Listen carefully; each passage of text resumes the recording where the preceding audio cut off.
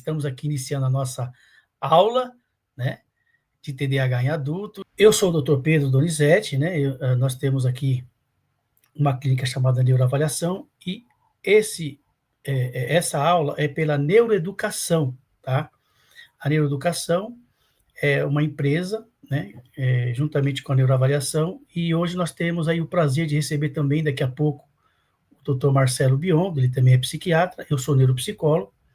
Nós atuo há mais de 20 anos em TDAH em adultos, na prática, e o intuito dessa aula é nós entendermos um pouco sobre o que esse transtorno, quando não é identificado na vida, na infância, né, o que acontece quando ele é descoberto, né, na fase adulta, o que acontece geralmente sobre esse tipo de situação quando o TDAH ele é descoberto na vida adulta. Mas primeiro, antes de tudo, a gente vai iniciar a falar um pouco sobre o cérebro com TDAH.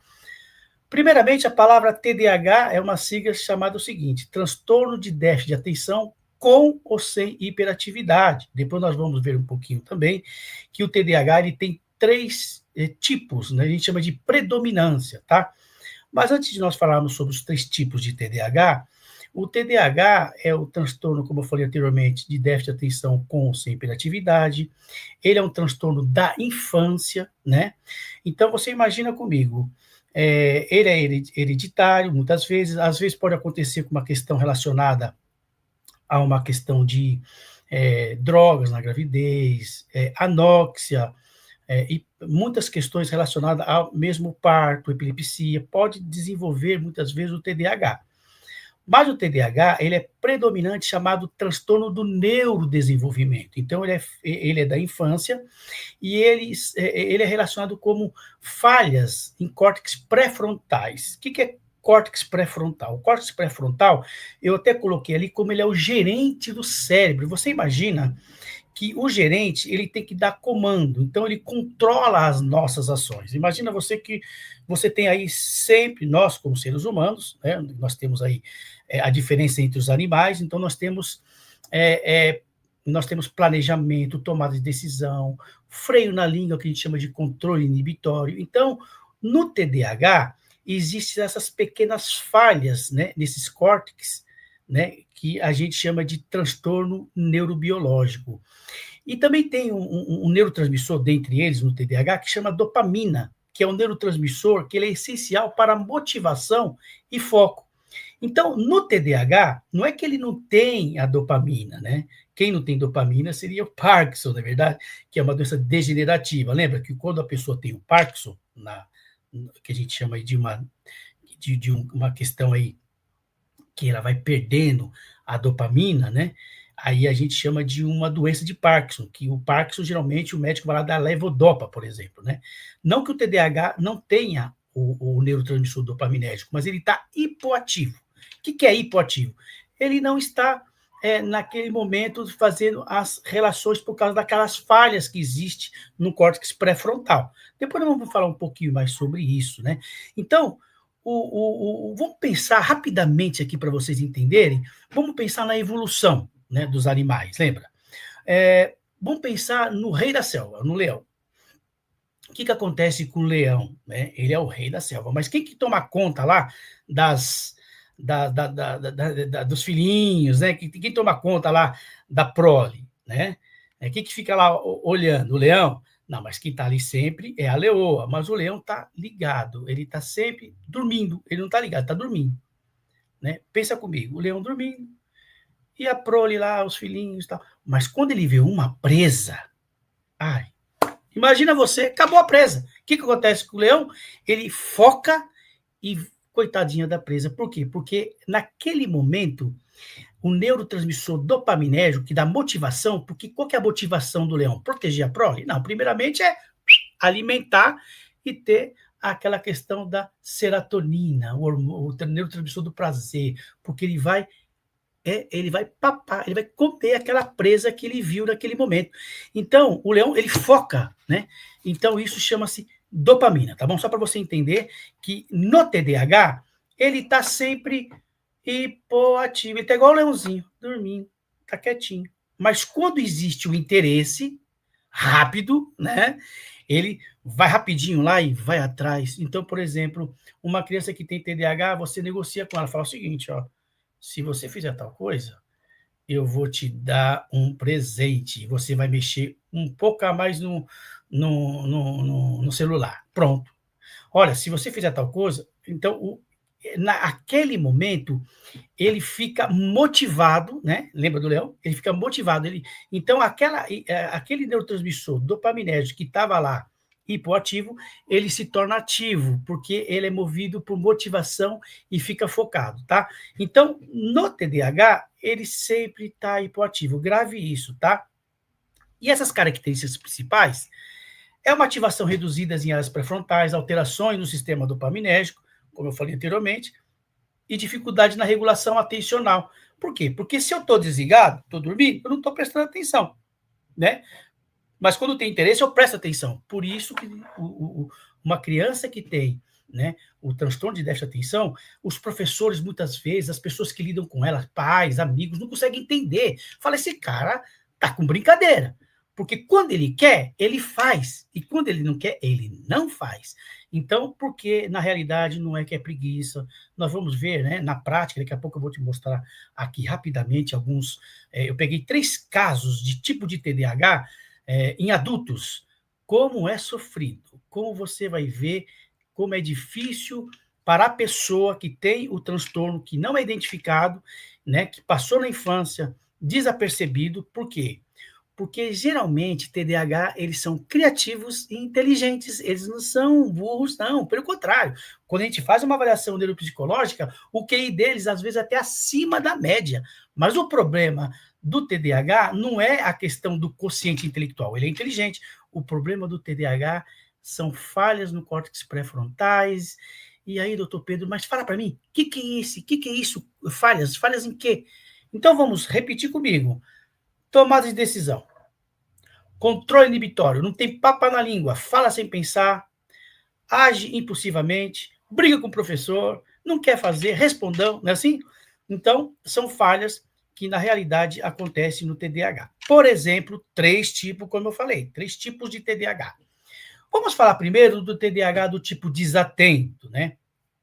Então, esse TDAH do tipo desatento, ele tem dificuldade de manter o foco e a atenção, ele se distrai frequentemente, ele tem esquecimentos constantes, dificuldade em organização e também, como ele é desatento, ele fica tipo sonhando acordado. Você está falando com o cara está totalmente dormindo, como se fosse, como eu diria de uma melhor forma. Não tem interesse. Lembra do leãozinho? Sempre lembra do leãozinho, está dormindo.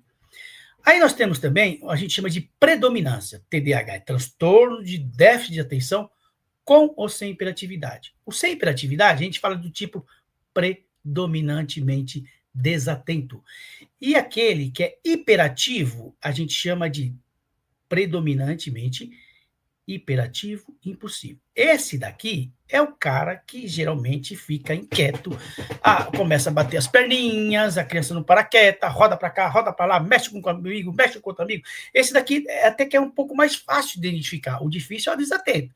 Desatento geralmente não é hiperativo, mas o hiperativo impulsivo, ele não fica parado, ele fala excessivamente, ele age sem pensar e ele interrompe as pessoas, interrompe as conversas. Conhece alguém assim? Lembre-se que TDAH é da infância, mas nós estamos falando daqui a pouco sobre o adulto que não foi tratado, diagnosticado, porque ele criou habilidades e ele mascarou o TDAH, tá bom? E nós temos um caso mais difícil, menino do céu. Nós temos o que é desatento, hiperativo, e a gente chama de combinado. Ele é desatento, ele é hiperativo, ele é impulsivo, e a gente chama esse de combinado. Esse é mais difícil. Esse, ele apresenta os ambos sintomas. Ele apresenta desatenção e hiperatividade, ele apresenta impulsividade e distração, e também a forma mais comum, né? Porque ele tem o maior impacto funcional. Nós vamos ver daqui a pouco, você não faz ideia do que acontece no adulto, tá bom? Com essa questão do combinado. Então, rapidamente, para vocês verem, acho que dá para vocês verem aí o que é um cérebro, tá? Essa parte aqui que é a parte pré-frontal, tá bom?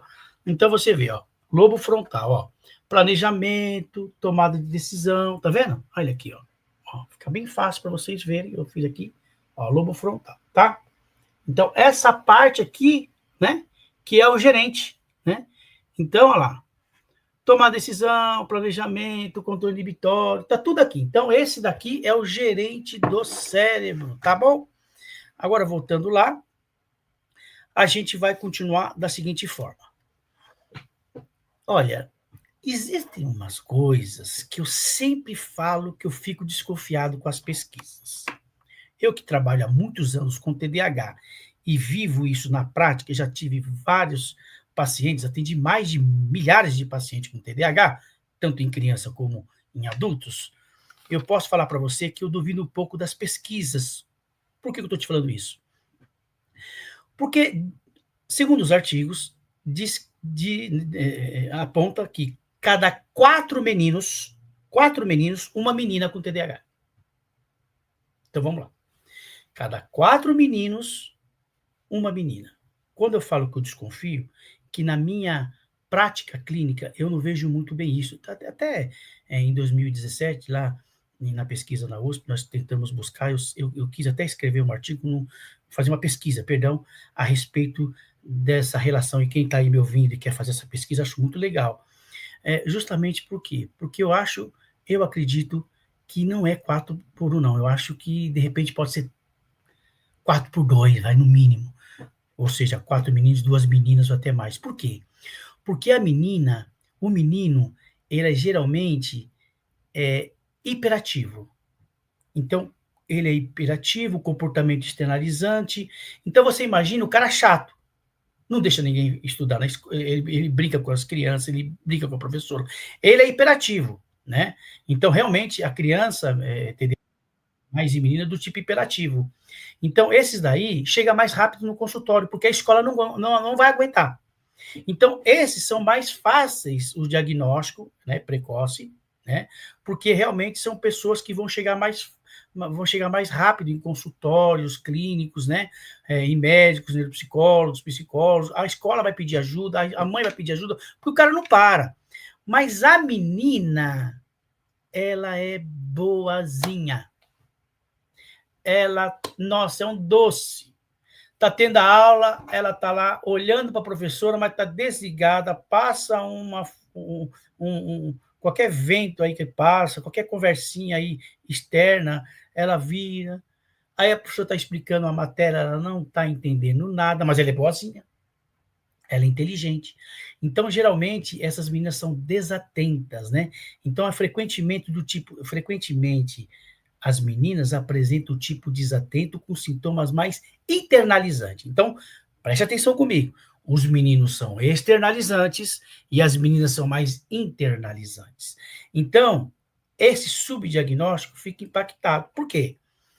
Porque essa menina vai chegar lá, provavelmente, lá no meados da sua adolescência, 15, 16, 17, ela começa a ter baixa autoestima, ela começa a ter ansiedade, evitação social, aí sim a família começa a ficar preocupada porque não quer sair do quarto, fica com vergonha porque não quer perguntar para a professora, né, que não está entendendo, sofre horas para fazer a lição de casa, fica horas tentando estudar, não consegue prestar atenção, não reteu nada na informação da professora e ficou com vergonha. Nossa, que judiação.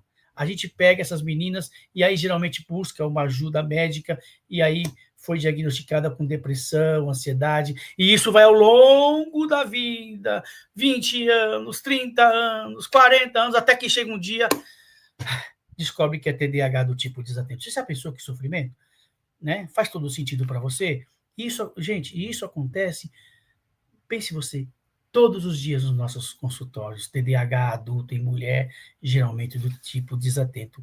É uma tristeza quando você percebe, né, que aquela pessoa que traz aquele histórico da infância, né, e detalhe muito importante, são inteligentes. Às vezes, não, nem sempre, mas o QI está na média, o quociente intelectual, numa avaliação que a gente faz, e às vezes tem até altas habilidades. Se formou em engenharia, ou então fez lá doutorado, você não faz ideia.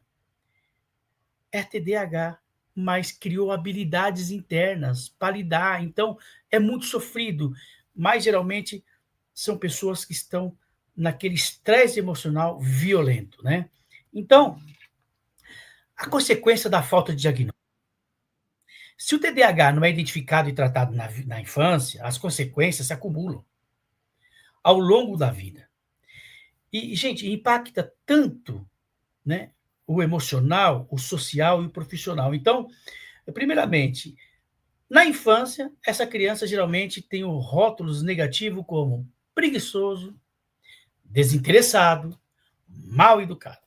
Na adolescência, geralmente as meninas, isolamento social, dificuldade de relacionamento, baixo desempenho escolar e muitas vezes frustração acadêmica. Não, também não foi identificado. Mas e na vida adulta? O que acontece?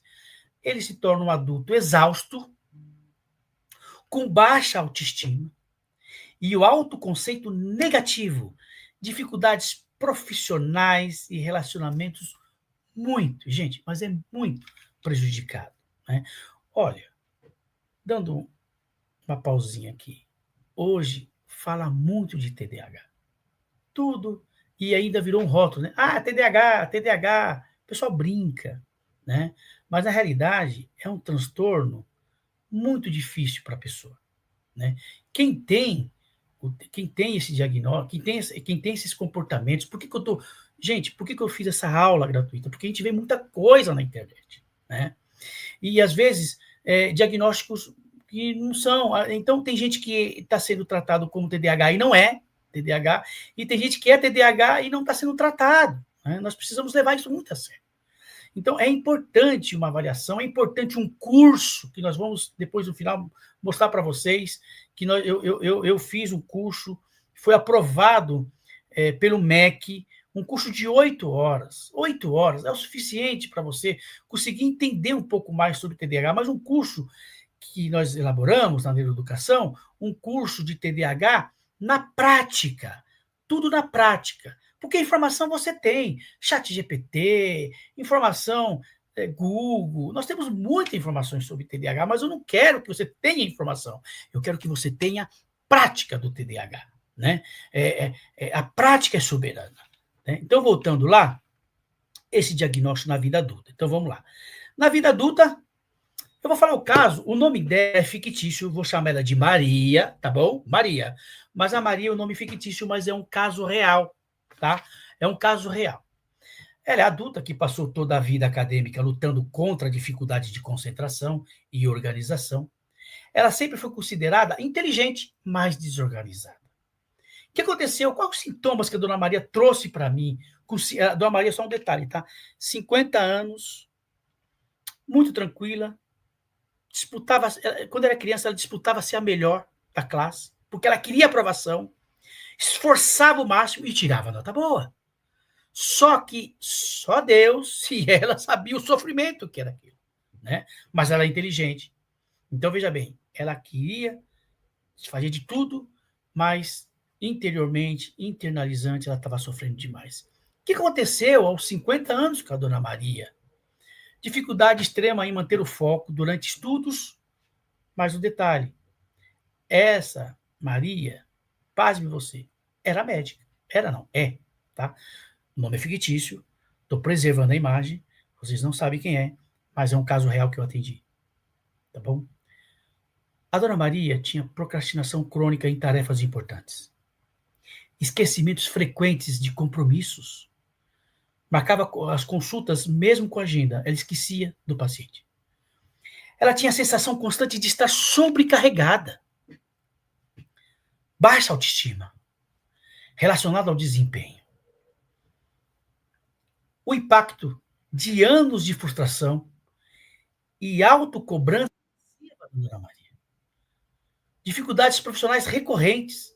Chegou uma hora que ela teve uma exaustão mental muito constante. O que o diagnóstico nós fazemos, quando nós fizemos a avaliação neuropsicológica dela, trouxe diagnóstico tardio, trouxe para a dona Maria um alívio, uma compreensão sobre as suas dificuldades, e ela permitiu-se iniciar o tratamento adequado. fez psicoterapia baseado na linha da terapia comportamental cognitiva, tira e volte para mim aqui, presta atenção. Terapia comportamental cognitiva. Doutor Pedro, o que é isso? A terapia comportamental cognitiva, ela é baseada no que eu penso. Então, no decorrer da minha vida, eu crio crenças centrais. Lembra do sofrimento da Dona Maria? Ela criou crenças, foram criando crenças. Eu não consigo, eu vou dar certo, tanto ela quanto os outros. São sempre assim. Então, essa crença é um pensamento que ela acredita. Depois, passa para nossas emoções. Então, eu penso, aquilo que eu penso, eu sinto, e aquilo que eu sinto, eu vou agir. Vou te dar um exemplo tão prático e bem óbvio. Parece até 1 mais 1 são 2, mas eu vou te dar um exemplo. Eu passo na rua, te conheço há 20 anos, e você é o José. Quando você, sendo José, olha para mim, eu não te cumprimento. A sua crença central, desde sempre, é uma crença depressiva. Você tem uma crença depressiva. Aí você olha para mim, me cumprimenta de novo e eu passo correndo, não te cumprimento e você fala assim: puxa, ele não me cumprimentou. Afinal de contas, ninguém liga para mim. Olha como é que eu sou. Aí começa a associar crenças, a gente chama de limitantes, internalizantes, começa. Daqui a pouco, aquela situação, eu deito na minha cama, não quero levantar mais, porque afinal de contas eu não presto, ninguém gosta de mim, você viu, cumprimentei ele. Isso é uma crença distorcida, depressiva. Agora, o mesmo comportamento que a gente chama de contingente, a mesma contingência, tá bom? Eu passo, você olha para mim, eu não te cumprimento, o José, e aí você olha para mim e fala, não me cumprimentou. A sua crença não é depressiva. Aí você fala assim, esse cara não me cumprimentou. Conheço ele há 20 anos. Bom, tenho certeza. Brigou com a esposa. Com certeza deve estar com problema com os filhos. Olha a crença. Não é depressiva. E aí, qual que é a reação desse tipo de crença normal? O que se espera? Não, eu vou atrás dele e vou ver o que ele precisa. Ele precisa de ajuda. Não é depressiva, não me jogo, mas agora eu vou atuar de forma diferente, entendeu? Então eu penso, aquilo que eu penso, eu sinto, e aquilo que eu sinto, eu faço. Isso chama-se TCC. Todo TDAH adulto precisa mudar as crenças centrais. Volta lá na apresentação, tá bom? Então, voltando à nossa apresentação, a Dona Maria tinha esse tipo de crença, tá? E aí teve o esgotamento mental. Agora vamos no segundo caso. Esse daqui eu coloquei, o nome também é fictício, mas foi um rapaz, ele tinha não, na época, né, ele tinha 24 anos, né? E ele não tinha diagnóstico. Eu vou te contar essa história, você vai ficar chocado. Uma certa vez eu fui atender esse rapaz, ele chegou diante de mim, isso foi alguns anos atrás, e eu falei para ele, o que te traz aqui? Sabe o que ele falou para mim? Ele falou assim, doutor, ontem estava chovendo, e eu coloquei a minha capa da moto, por causa da chuva. E eu fui trabalhar. Eu trabalho numa contabilidade, né? E tenho a garagem subterrânea. Então, quando eu peguei e desci, né? Eu desci a moto, aí tem o lugar de colocar a moto, eu coloquei minha moto lá. E ao mesmo tempo chegou o meu chefe. O meu chefe, ele parou o carro do meu lado, né? Eu acabei nem tinha visto o meu chefe, foi depois que ele me chamou que eu consegui observar, né? E aí eu cheguei com a moto, né, e fui tirar minha capa de chuva, doutor. Quando eu tirei minha capa de chuva, eu olhei, eu estava sem sapato. Eu falei, como assim? Então, eu esqueci o sapato, porque eu saí correndo de casa e coloquei a minha capa, e quando eu fui trabalhar, eu estava sem sapato. Quando o meu chefe viu, eu sem o sapato, e como é que eu ia trabalhar descalço? Aí ele encostou perto de mim e falou assim, olha, eu vou te arrumar, tal, resolver o problema. Muito tranquilo, chefe. Quando foi à tarde, o chefe chamou esse sujeito. Falou, vou chamar ele de Flávio, tá? Flávio, eu tenho observado que você está trabalhando há algum tempo aqui e realmente você não tem dado conta daquilo que nós passamos para você. E eu também vejo você está muito desorganizado com as suas coisas, né? E hoje aconteceu esse fato do sapato. Você acha que seria bom você procurar uma ajuda? Olha, encontrei esse doutor aqui, procura ele. E aí ele chegou até mim com esse discurso. E na narrativa dele interna, era uma narrativa negativa do Flávio.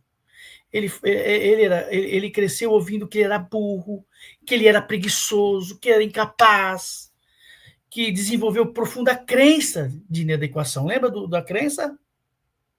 Isso acontece, gente.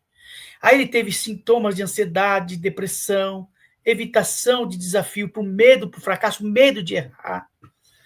Então, depois que nós fizemos a avaliação psicológica, ele começou a fazer o tratamento.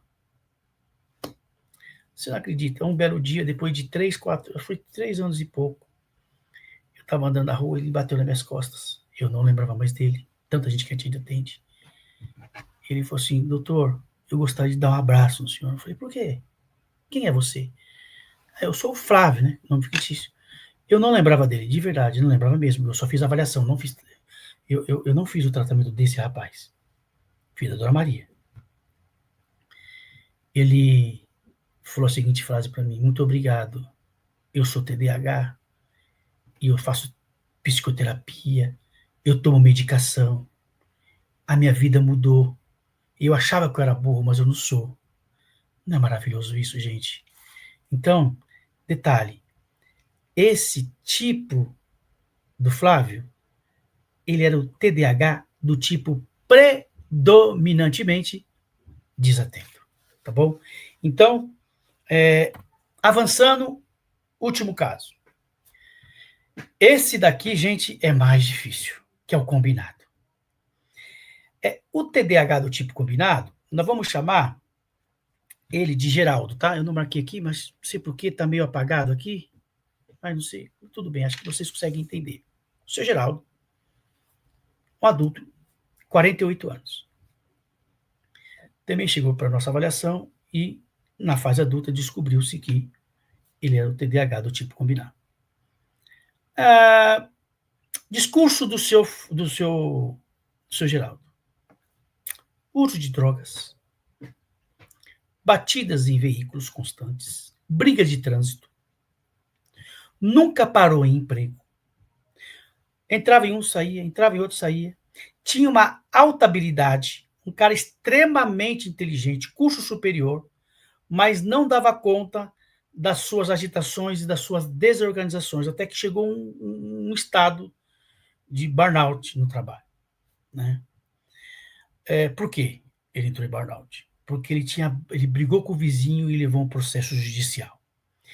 Então, quando ele conta para mim da infância, quando ele traz todo o aspecto da infância, ele era um garoto hiperativo, brigava com todo mundo, sempre foi o briguento da escola, ninguém gostava dele, né? E isso foi acontecendo, a família falava, esse cara é assim mesmo, né?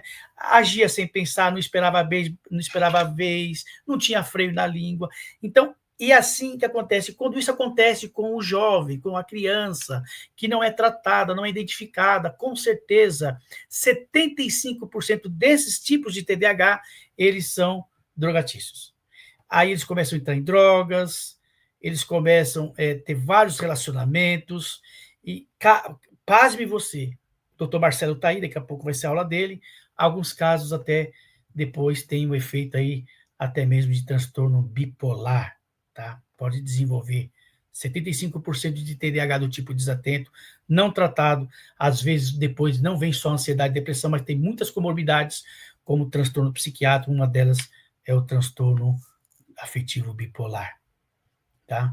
Então, o que aconteceu? Dificuldade em priorizar tarefas múltiplas ele tinha, a impulsividade nas decisões, ele era uma pessoa extremamente desorganizada, inquieta, ele falava assim, a minha mente, ela não para de pensar, ela é muito agitada, ele tinha uma inquietação mental, e como o diagnóstico não foi descoberto, ele tratou a vida inteira como ansiedade, Mas ele falava, eu já tomei todo tipo de medicação de ansiedade, nada resolvia, e a sobrecarga emocional frequente. Então, o impacto dele profissional do trabalho, estresse intenso, múltiplas demandas, situações dele de prazos apertados, ele ficava lá protelando, chegava no último dia, ele fazia, mas aquele desgaste emocional para ele, a sensação de estar sempre correndo atrás de nunca conseguir alcançar a expectativa, e também levou ele a uma exaustão e uma condição mental grave. Para finalizar, eu quero passar para vocês que há sim uma ressignificação do TDAH. A neuroplasticidade é a nossa esperança. Caminho para o tratamento, que agora eu vou passar daqui a pouco eu vou passar para o Dr. Marcelo, eu só vou terminar para vocês aqui. O caminho para o tratamento do TDAH tem sim, como a gente... Foi o que o Dr. Marcelo, ele é multidisciplinar, ele é integrado. Aí entra o psiquiatra, entra o psicólogo, o neuropsicólogo, entra as estratégias familiares, a terapia cognitiva comportamental, a medicação para a regulação da ação dopaminérgica, estratégia de organização e planejamento, desenvolvimento da autocompaixão, reestruturação de crenças negativas e apoio psicoeducacional. Atendi um rapaz, aí. Eu estou vendo algumas mensagens chegando aqui, tá? Depois vamos responder, tá bom, Vicky? A Lima perguntou, tá? Daqui a pouco nós vamos abrir para conversa, tá bom, Lima? Só para poder ter... Ela perguntou TDAH adulto e idoso. Com certeza. Eu tenho formação em neuropsiquiatria geriátrica. Posso falar para você, nós atendemos mais de 80% de idosos. Tem sim. Mas só para poder dar continuidade, a neuro ela é possível, né? Mesmo em pessoas adultas.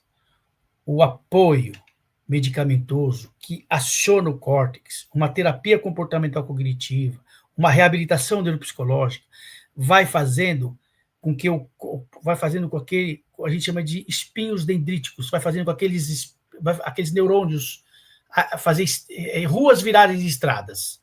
Então, a medicação, ela força o córtex, ajuda, a terapia muda a crença e a reabilitação faz rua virar estrada. É maravilhoso. Então, há sim tratamento para o TDAH. Por isso, gente, nós criamos um curso, né?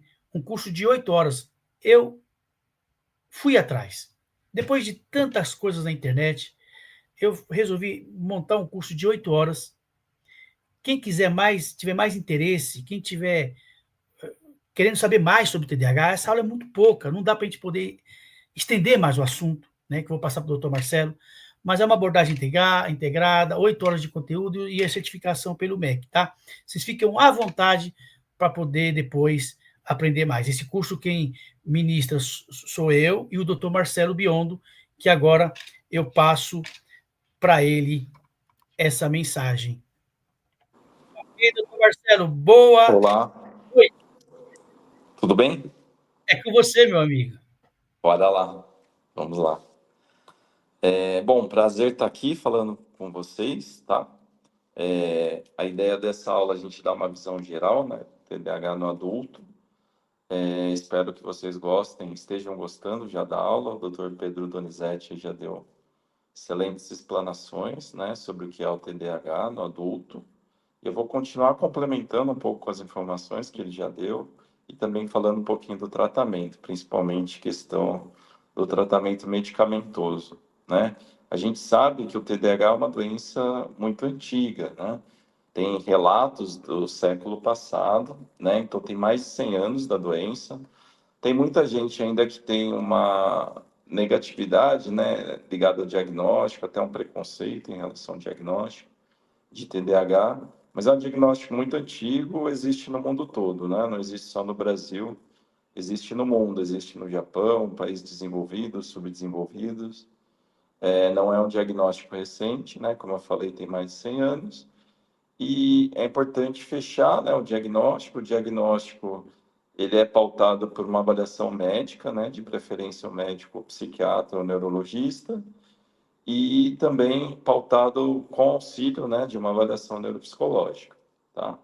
É importante dizer que o diagnóstico, né, uma vez firmado, ele é importante porque permite a questão do tratamento, um direcionamento frente ao tratamento, né? Como o doutor Pedro Donizete frisou, existem três tipos, né, três subtipos de TDAH: o subtipo desatento, o subtipo hiperativo impulsivo e o subtipo combinado, né, que seria uma mescla aí dos sintomas de desatenção junto com hiperatividade e impulsividade, né. Vale lembrar, né, que os sintomas aí chaves do diagnóstico são impulsividade, hiperatividade e a desatenção, né. Lembrar que a gente precisa, né, do diagnóstico como uma ferramenta, né, para moldar aí o tratamento, né. E é importante também dizer que o tratamento, né, com remédio, uma vez firmado o diagnóstico de TDAH, o tratamento não é doping, né. Tem gente, infelizmente, né, tomando metilfenidato, a Ritalina, o Venvance, lisdextranfetamina e outras anfetaminas para passar em concursos, né, usar para potencializar a parte cognitiva, mas na questão do TDAH, o remédio é usado exatamente para corrigir essa disfunção aí no córtex pré-frontal. E também tem outras disfunções, né? Hipoatividade dopaminérgica, né? E, em alguns casos, até uma hipoatividade noradrenérgica. Então, o remédio, o tratamento, justamente é para repor essa falta de dopamina e de noradrenalina em algumas regiões cerebrais, né, específicas, principalmente no córtex pré-frontal, né? E a partir do tratamento, há uma correção neuroquímica, né, cerebral, e a pessoa passa a funcionar de uma forma melhor, né, mais saudável.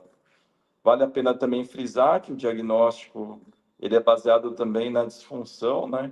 Então, além da pessoa ter os sintomas aí de desatenção, hiperatividade, impulsividade, ela tem disfunção, né? Tem disfunção na área acadêmica, no trabalho, na vida social, tem uma desregulação emocional muito importante.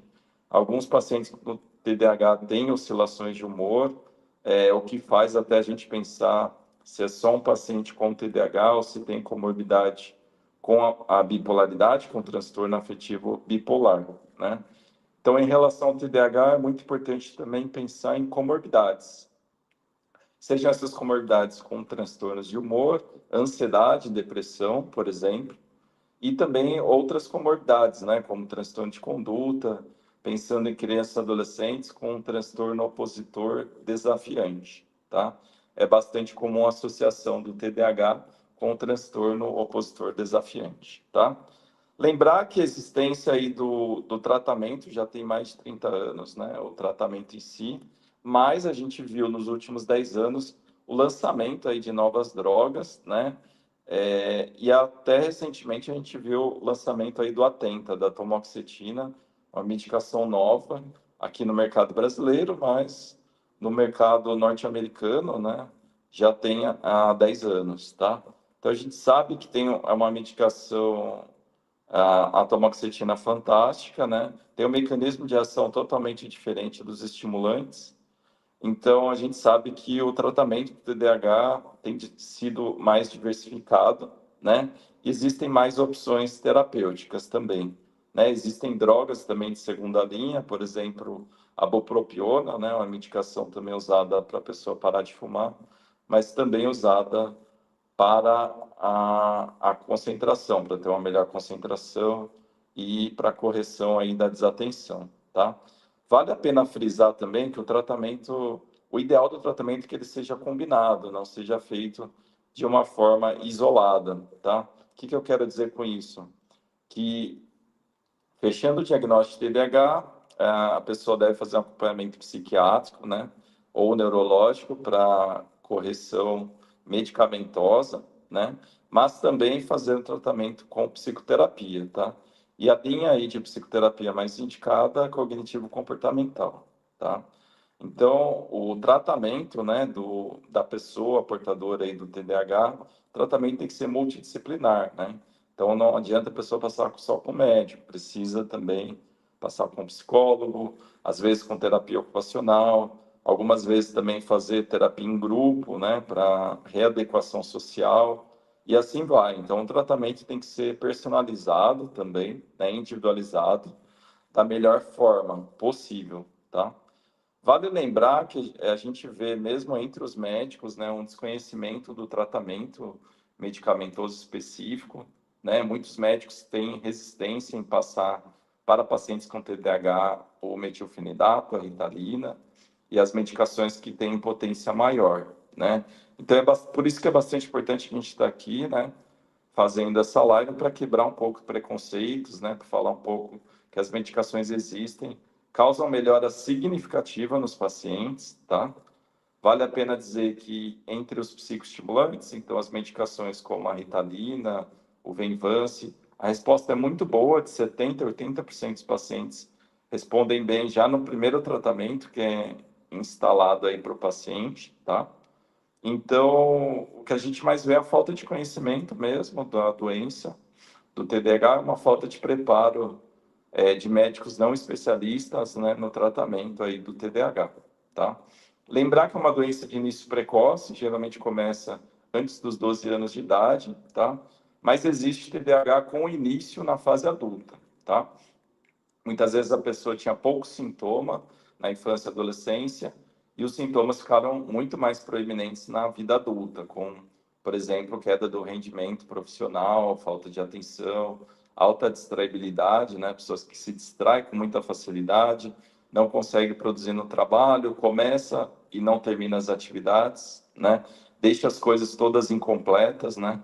Perde materiais, perde coisas, perde prazos, perde compromissos por desatenção, por não anotar, né, os compromissos numa agenda, não conseguir ter uma vida e uma agenda e uma rotina bem organizada, né? Vale a pena frisar isso também. A pessoa com TDAH, além da desatenção, ela costuma ter uma desorganização, seja da agenda, da rotina, seja da vida de uma maneira geral. Então, uma pessoa que começa muitos empregos e fica pouco tempo, troca muito de emprego, começa várias faculdades, não termina nenhuma, né? Então, começa a ter prejuízos acadêmicos no trabalho muito proeminentes. E muitas vezes esse diagnóstico só vem na vida adulta, né?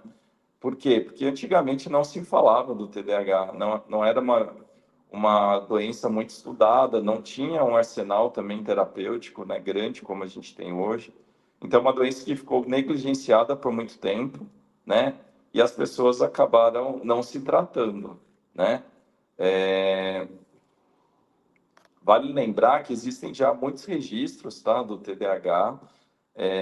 Eu gosto de citar o pediatra George Still, né, que publicou no The Lancet um dos primeiros trabalhos em 1902 sobre crianças, né, com agitação, crianças muito hiperativas e com problemas de atenção, né? Então, só para vocês verem quão antigo é essa doença e quanto a gente ainda precisa falar dela, porque existe muito preconceito, existe muita gente que não aceita o próprio diagnóstico, né? E existem pessoas, né, na nossa sociedade, mesmo pessoas da área da saúde, que negam, né, o transtorno, negam a doença. Então, é muito importante a gente falar dessa doença que existe tanto em crianças e adolescentes, quanto em pessoas adultas, quanto em idosos, tá? Então, existe em todas as faixas etárias, tá? Pelo menos, a gente sabe que mesmo aquelas pessoas, né, que os sintomas começam ali na infância e adolescência, pelo menos 50% dos sintomas persistem até a vida adulta. Então, muitas vezes essas pessoas fazem tratamento na infância e adolescência, mas a gente vê a maioria dos casos que a gente faz diagnóstico na vida adulta, essas pessoas não tiveram tratamento adequado na infância. E aí a chance dos sintomas, né, perdurarem por mais tempo, perdurarem até a vida adulta é gigantesco, né? Não tendo o tratamento adequado, tá? Como eu falei, né, frisei, o tratamento tem que ser combinado, né, um tratamento tanto de psicoterapia quanto do uso de medicações, tá? Existe também, assim como existe preconceito, né, em relação ao psiquiatra, todo mundo fala que é médico de louco, né? Infelizmente, né, ainda tem esse rótulo. Em relação à pessoa também portadora do TDAH, algumas vezes a pessoa é dita como louca, como sem juízo, como impulsiva, como agitada demais, né? Então tem vários rótulos que também são colocados para essa pessoa. Geralmente ela leva esse rótulo para a vida toda, né? Então também a descoberta aí do diagnóstico é um divisor de águas, porque a partir do diagnóstico a pessoa consegue se entender, né, melhor, consegue entender melhor os limites, até onde ela pode ir, e também ela consegue entender as potencialidades, né? É importante, né, para todos nós, né, conhecermos fraquezas e potencialidades, pontos positivos e negativos da gente enquanto pessoa.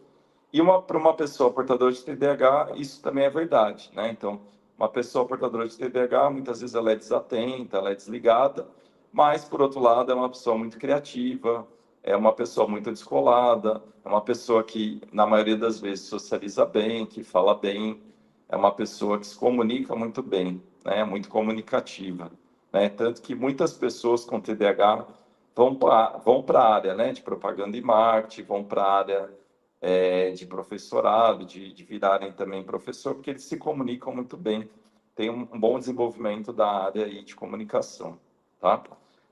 Então é importante também falar isso, né? Não é porque uma pessoa desligada, desconecta, que ela também não consegue trabalhar ou não consegue produzir. A maioria dos pacientes que eu tenho, portadores aí de TDAH, eles conseguem trabalho, estudos, conseguem ir até a faculdade, concluir a faculdade quando tratados, né? Quando tem um tratamento adequado, tem um diagnóstico que é bem feito, tá?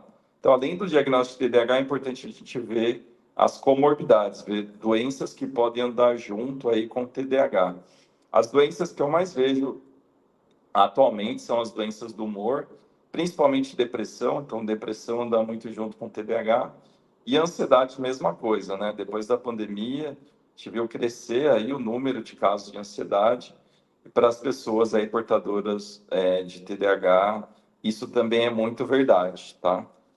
A ansiedade, a gente vive, né, uma sociedade totalmente ansiogênica, totalmente ansiosa, né? E essa correria louca que a gente vive no nosso dia a dia, para a pessoa com TDAH é ainda mais sofrido, né? Porque ela tem uma dificuldade maior de organização da escala, da rotina, né? Alguns pacientes têm uma incapacidade de ficar sentado, não consegue sentar por muito tempo, tem uma falta de organização, uma dificuldade em engajar em atividades que exijam, né, um esforço mental muito grande. Tem também esquecimento em relação a atividades diárias. Então, a pessoa com TDAH, muitas vezes, ela esquece compromissos, né? Ela está tão ali avoada, ou tão imersa também numa determinada coisa que esquece o resto, tá? A pessoa com TDAH, ela pode ter hiperfoco, tá? Numa coisa específica, o que acaba potencializando esquecimento para outras áreas, tá? É uma pessoa que facilmente se distrai por estímulos alheios a tarefas, por exemplo, barulho.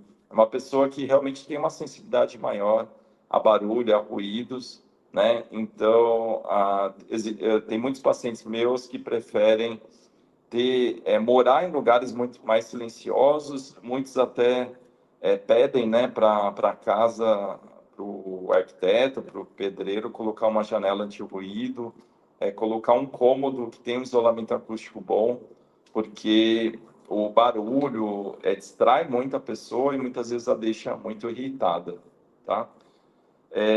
Então, além da falta de organização, pode haver também um certo incômodo com barulho, o que algumas vezes confunde com autismo, tá? Por conta dessa questão de hiperfoco, algumas atividades, por conta dessa hipersensibilidade a barulho, algumas pessoas, né, confundem TEA, transtorno de espectro autista, com TDAH, tá?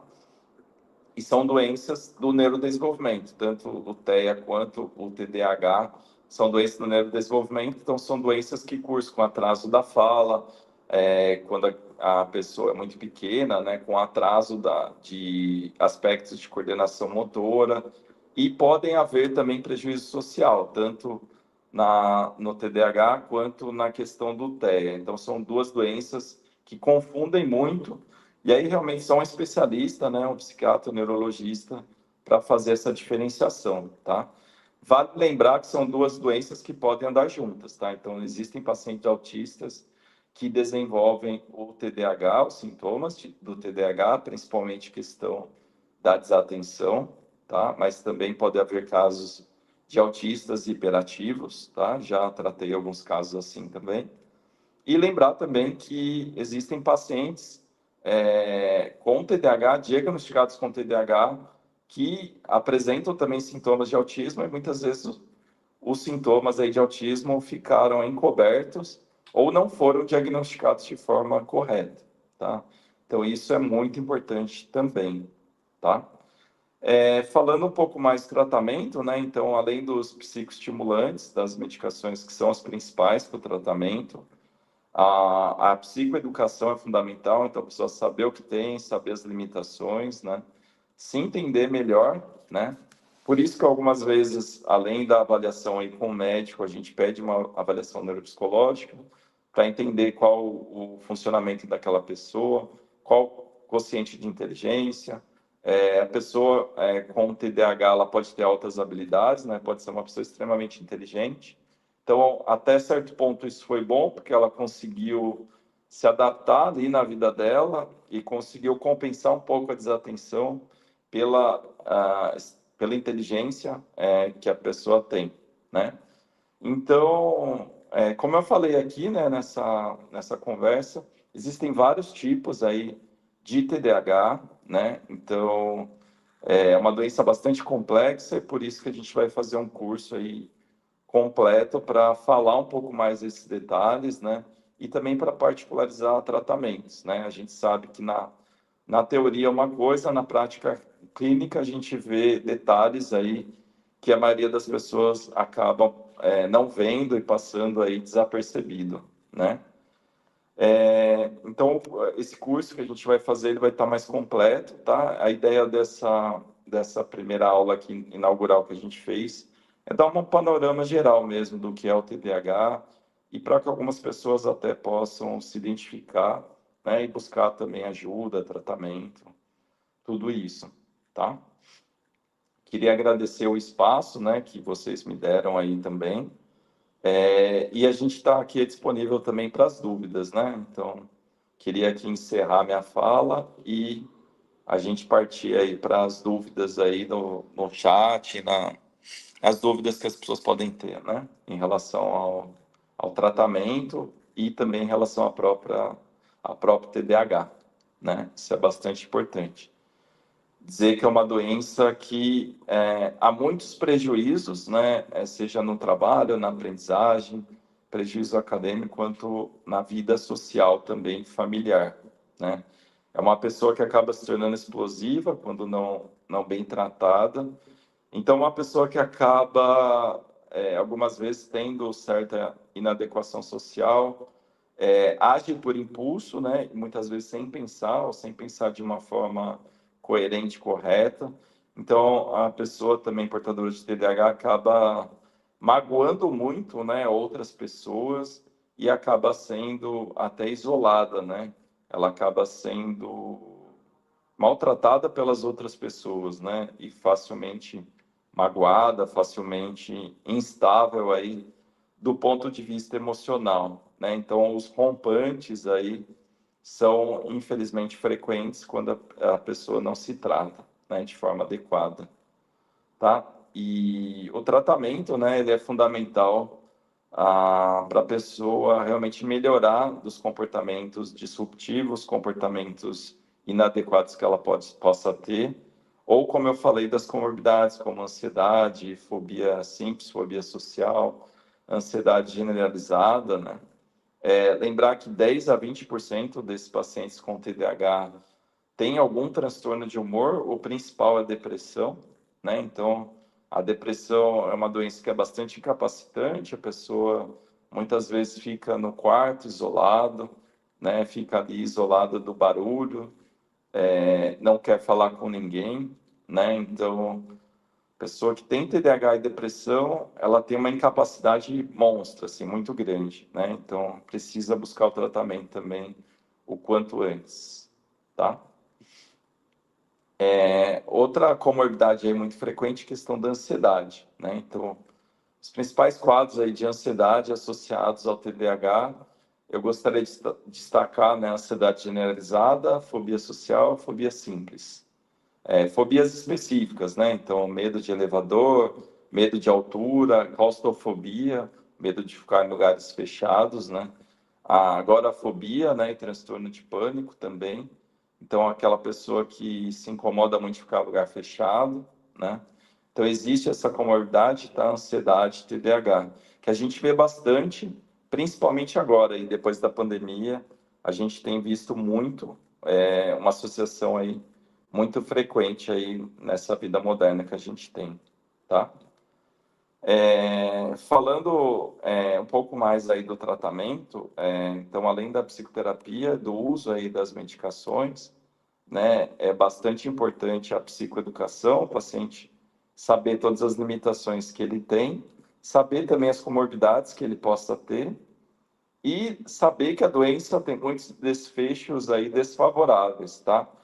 Então, a dificuldade aí na aquisição educacional, então a pessoa com TDAH, muitas vezes ela tem várias reprovações, né, na vida dela, então, várias vezes ela teve que repetir o ano, né, então fazer de novo o quinto, sexto, sétimo ano, algumas vezes também em relação à faculdade, é uma pessoa que tem repetências, tem DPs, né, muitas dependências aí de matérias, vai muito para a recuperação, precisa muito de um reforço escolar, precisa muitas vezes da ajuda, né, de amigos aí para conseguir ter um desempenho acadêmico melhor, tá? Lembrar que outros desfechos aí desfavoráveis aí do TDAH são maiores taxas de divórcio, justamente que eu falei, porque são pessoas que têm uma explosividade grande, uma impulsividade grande também, então acaba brigando muito com o cônjuge, com a pessoa que está ali do lado dela, né? É uma pessoa também que vai ter dificuldade na criação dos filhos, vai ter um baixo rendimento no trabalho e também acadêmico, né? As pessoas portadoras de TDAH têm maior taxa de desemprego também, tá? Mesmo em economias de países desenvolvidos, tá? Uma colocação profissional que é aquém do esperado para o nível de inteligência e potencialidades daquela pessoa, né? E do grau também de acadêmico daquela pessoa. E é uma pessoa que se envolve muito em acidentes de trânsito, então ela vive ralando o carro, né? Às vezes rala na garagem, às vezes rala durante o trânsito mesmo, algumas vezes até sem ver, né? Onde ralou o carro. Então, algumas vezes a gente até brinca, né, que a gente faz o diagnóstico da pessoa só olhando o carro e o nível aí das faladas que o carro da pessoa portadora aí de TDAH tem, né? E lembrar, então, do envolvimento em acidentes de trânsito e até mesmo atropelamentos também, né? Que a pessoa acaba atravessando a rua sem ver, né? Ou distraída e acaba sendo aí atropelada, né? Infelizmente, um desfecho aí muito desfavorável, né? Lembrando os diagnósticos diferenciais, o principal, os principais que eu falei já, né, que é os transtornos disruptivos, tipo transtorno de oposição e desafio, transtorno de conduta, pensando em crianças e adolescentes, né? A questão do autismo, né? A questão também de deficiência intelectual, uso e abuso aí de substâncias, né? Como cocaína, crack, maconha e álcool, né? Lembrar também que os pacientes com TDAH tendem a fumar mais, né? E justamente por ter uma alta distração, uma questão até de problema de foco, acaba fumando sem perceber, né? E acaba fumando mais vezes ao longo do dia, tá? Então, isso é o que eu gostaria de destacar da aula. Espero que vocês tenham gostado e fico aí à disposição para maiores dúvidas aí de vocês, tá bom?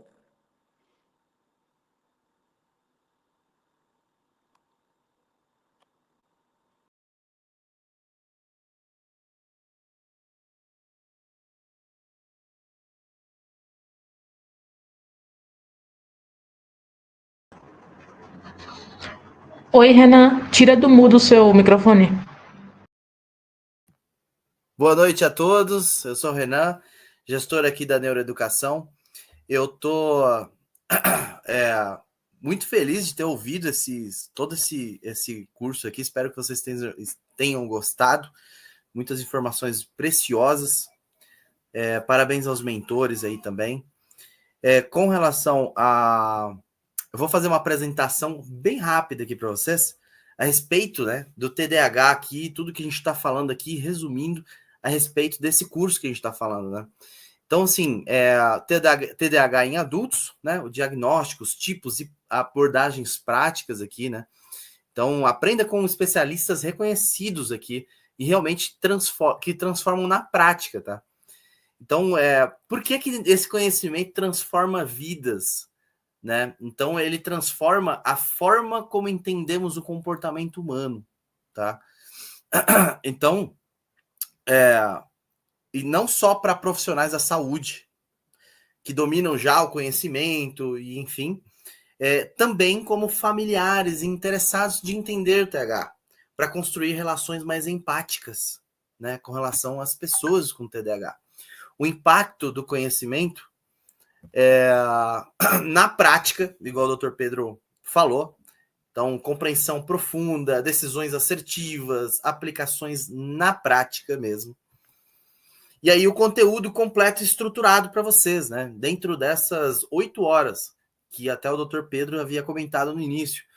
Então, a apresentação sobre o TDAH em adultos, tipos de TDAH e como diferenciá-los, consequências da falta de diagnóstico, casos clínicos com o Dr. Marcelo, farmacologia do TDAH e manejo terapêutico, e tudo isso com os 2 mentores que vocês tiveram essa aula maravilhosa hoje. Né? Então, para quem quer esse curso, mais uma vez aqui, são os profissionais de saúde e também interessados em compreender o TDAH.